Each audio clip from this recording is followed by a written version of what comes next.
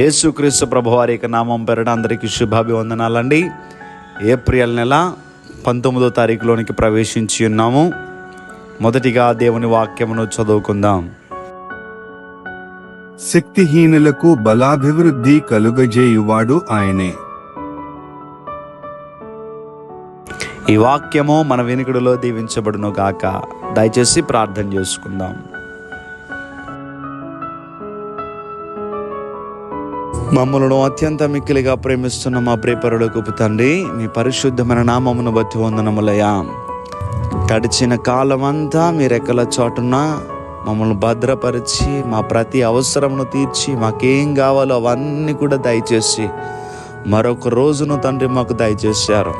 ఈరోజు నిబిడలు వారి యొక్క దినచర్యను ప్రారంభిస్తూ ఉంటుండగా నిబిడలకు సహాయము చేసి, మరి ప్రభువా, ఎవరు ఏ అవసరంలో ఉన్నారో మీకు తెలుసు, ఎవరి హృదయంలో ఏ వేదన ఉందో మీకు తెలుసు.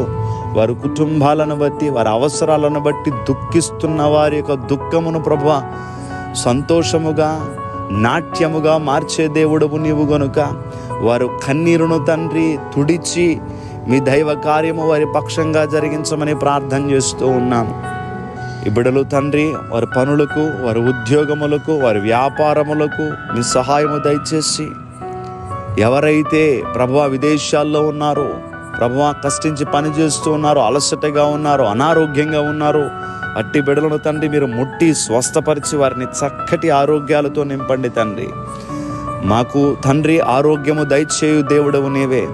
మీరు పొందిన దెబ్బల చేత మాకు స్వస్థత కలుగుతుందని మీ లేఖనము సెలవిస్తూ ఉంది కనుక మీ సహాయము నిబిడలకి దయచేయమని, మీరే తోడై ఉండమని, ఈ రోజంతా నిబిడలు సంతోషంగా ఉండే స్థితిని దయచేయమని యేసు నామం పేరట అడిగి వేడుకుంటూ ఉన్నాం మా పరమ తండ్రి. Amen, amen, amen.